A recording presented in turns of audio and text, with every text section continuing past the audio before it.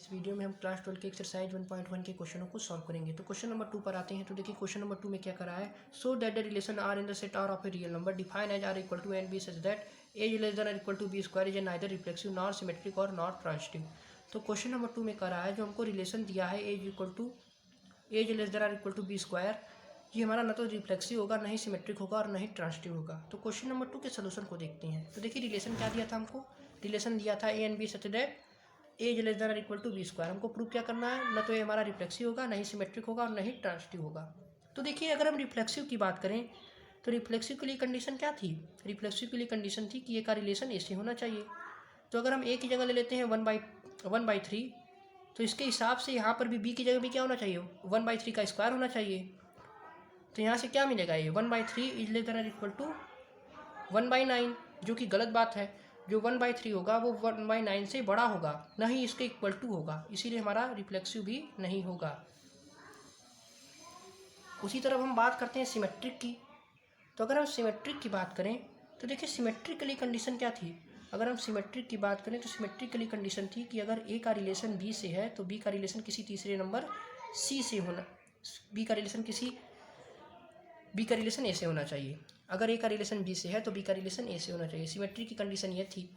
तो देखिए अगर हम ए की जगह ले लेते हैं -2 और बी की जगह ले लेते हैं 3, तो इसके हिसाब से यहाँ पर क्या होना चाहिए, -2 is less than equal to 3, ये सही है। लेकिन यहाँ पर देखिए जो 3 होगा क्या वो लेस देन इक्वल टू -2 होगा, तो गलत बात है। जो 3 होगा वो ग्रेटर देन इक्वल टू होगा, यानी ग्रेटर होना चाहिए, 3 ग्रेटर होना चाहिए और इक्वल टू भी नहीं होना होगा। यहाँ पर क्या 3 जो होगा वो -2 के इक्वल टू होगा, तो ये गलत बात है, इसीलिए हमारा सिमेट्रिक भी नहीं होगा। और जो 3 है यहाँ पर वो बड़ा होगा 2 से, -2 से, इसीलिए ये हमारा सिमेट्रिक नहीं होगा। अब हम बात करते हैं किसकी, ट्रांजिटिव की।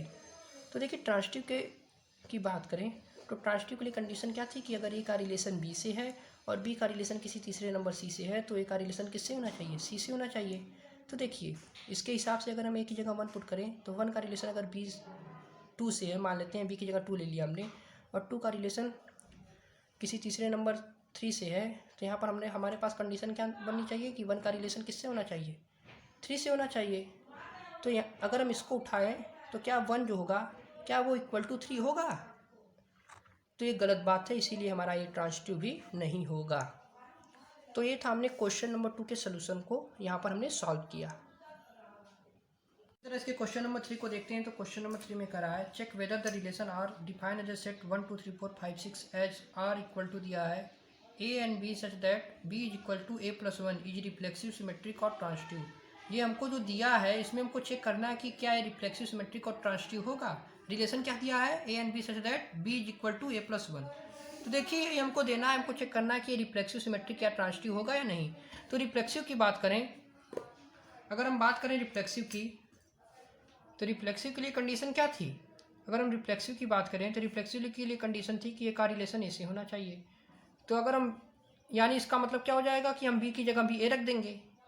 तो बी की जगह हमने ए रख दिया, तो क्या जो ए होगा वो इक्वल टू a+1 होगा, तो ये गलत बात है, तो ये हमारा रिफ्लेक्सिव नहीं होगा।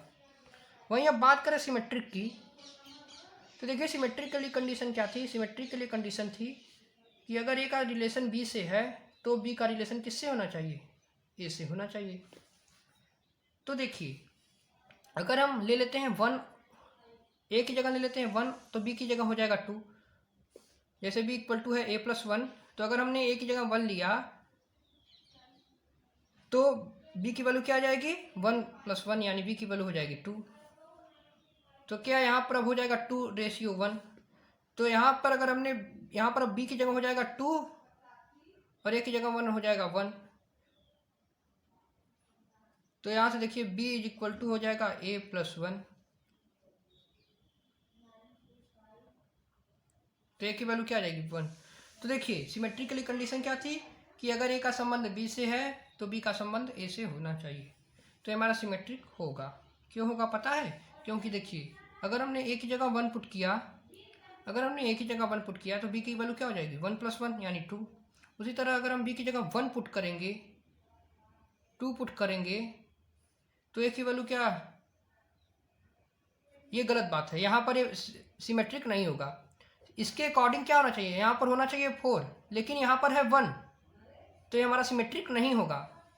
देखिए हमने ए की जगह 1 पुट किया तो according to question b equal to क्या है, a+1। तो ए की जगह 1 पुट किया तो बी की वैल्यू हो जाएगी 2 यहाँ पर। उसी तरह अब यहाँ पर बी की जगह 2 पुट कर रहा है, यानी यहाँ पर इसकी जगह अब 2 पुट कर रहा है। तो यहाँ पर क्या होना चाहिए, यहाँ पर होना चाहिए 3 होना चाहिए, 3 होना चाहिए यहाँ पर 3 होगा।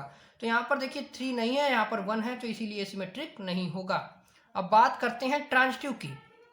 तो देखिए ट्रांजिटिव के लिए कंडीशन क्या थी, ट्रांजिटिव के लिए कंडीशन थी कि अगर ए का रिलेशन बी से है और बी का रिलेशन किसी तीसरे नंबर सी से है तो ए का रिलेशन किससे होना चाहिए, सी से होना चाहिए। जैसे हम ले लेते हैं 1 का रिलेशन 2 से है और 2 का रिलेशन मान लीजिए 3 से है, तो क्या 1 का रिलेशन 3 से होगा? तो चेक कर लेते हैं, ए की जगह रख लेते हैं 1, तो देखिए बी इक्वल टू क्या हो जाएगा 1 + 1, तो क्या 3 = 2 होगा? तो गलत बात है। तो ये हमारा न ट्रांजिटिव होगा, न रिफ्लेक्सिव होगा, न सिमेट्रिक होगा। क्वेश्चन नंबर 4 पर आते हैं। तो क्वेश्चन नंबर 4 में करा so that the relation R in the R मतलब real number defined by R equal to A and B such that जो ए होगा वो बी से छोटा होगा या इसको इक्वल टू होगा। हमको प्रूव करना है कि हमारा रिफ्लेक्सिव होगा और ट्रांजिटिव होगा लेकिन सिमेट्रिक नहीं होगा। तो क्वेश्चन नंबर 4 के सोल्यूशन को देखते हैं। तो देखिए रिलेशन क्या डिफाइंड है, रिलेशन दिया है हमको, रिलेशन क्या दिया है, a and B such that जो ए होगा वो less than or equal to b होगा। प्रूव करना है ये हमारा रिफ्लेक्सिव होगा और ट्रांजिटिव होगा लेकिन सिमेट्रिक नहीं होगा। तो रिफ्लेक्सिव के लिए कंडीशन क्या थी कि ए का रिलेशन ए से होना चाहिए। तो देखिए इसके अकॉर्डिंग हम यहाँ पर बी की जगह भी रख देंगे ए। तो देखिए हमारा जो ए होगा वो इक्वल टू ए होगा, इसीलिए हमारा यह रिफ्लेक्सिव होगा। बात करते हैं सिमेट्रिक की। तो सिमेट्रिक के लिए डिफिनीशन क्या थी कि अगर ए का रिलेशन बी से है तो बी का रिलेशन किससे होना चाहिए, ए से होना चाहिए। तो जैसे हम ए की जगह ले लेते हैं ए की जगह 3 और बी की जगह ले लेते हैं क्या, जैसे हमने ए की जगह ले लिया 3 और बी की जगह हमने ले लिया क्या, बी की जगह ले लिया 4। तो देखिए क्या जो 3 है वो इक्वल टू 4 होगा? तो ये गलत बात है। तो यहाँ से डिफिनीशन क्या बनेगा, जो 4 होगा वो इक्वल टू होगा 3 से छोटा होगा।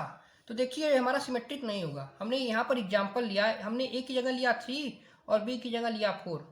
तो अगर सिमेट्रिक की डिफिनीशन लगाए, हमने ए की जगह 3 पुट कर दिया और बी की जगह 4 पुट कर दिया, तो जो 3 होगा वो 4 से छोटा होगा, इतना सही है। लेकिन यहाँ पर देखिए, यहाँ पर 4 जो होगा वो ना तो 3 के इक्वल टू होगा ना 3 से छोटा होगा, यानी जो 4 होगा वो 3 से बड़ा होना चाहिए, लेकिन यहाँ पर छोटा दिया है तो इसीलिए सिमेट्रिक नहीं होगा। अब बात करते हैं ट्रांजिटिव की। तो देखिए ट्रांजिटिव के लिए कंडीशन क्या थी कि अगर ए का रिलेशन बी से है और बी का रिलेशन किसी तीसरे नंबर सी से है तो ए का रिलेशन किससे होना चाहिए, सी से होना चाहिए।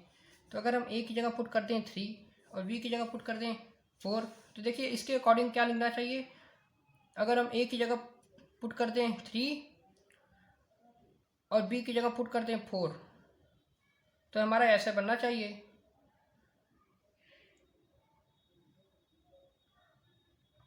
तो देखिए अगर इसको एग्जाम्पल जैसे देखिए, अगर ए जो है वो रिलेटेड है बी से, यानी अगर ए का संबंध बी से है, अगर हम ए की जगह 3 पुट कर दें और बी की जगह 4 पुट कर, हमने ए की जगह पुट कर दिया 3 तो यहाँ से बनेगा और बी की जगह पुट कर दिया 4 तो ये ऐसे बनेगा, यानी जो 3 होगा वो 4 से छोटा होगा।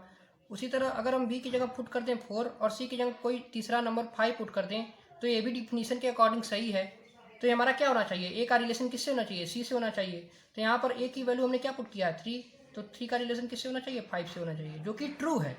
जो 3 होगा वो 5 से छोटा होगा, इसीलिए हमारा ट्रांजिटिव होगा, इसीलिए हमारा ट्रांजिटिव होगा। तो ये हमारा ट्रांजिटिव होगा, रिफ्लेक्सिव होगा, लेकिन सिमेट्रिक नहीं होगा।